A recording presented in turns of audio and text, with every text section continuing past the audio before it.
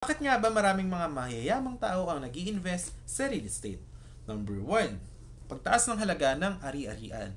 Ang real estate ay maaaring magdala ng magandang ROI o Return on Investment sa pamamagitan ng pagtaas ng property habang lumilipas ang panahon. Number 2, pagkakaroon ng passive income. Pag-aari ng lupa o gusali ay maaaring magbigay sa iyo ng patuloy na income sa pamamagitan ng pag-upa o pagbebenta ng mga property.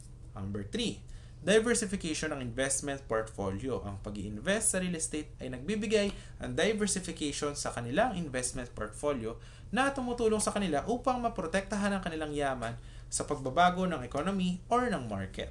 So number 4, pagpapalawak ng negosyo. Maraming mga mayayamang tao ang gumagamit ng real estate para sa kanilang negosyo, tulad ng pagpaparenta ng mga espasyo para sa mga tindahan, office, yung mga shop na nakikita nyo along the highway, di ba? Number 5, syempre, yung legacy. Pag-invest sa real estate kasi guys, ay syempre, mapapamana mo yan sa mga family mo sa susunod na henerasyon. So, from there, nabubuo yung kanilang legacy.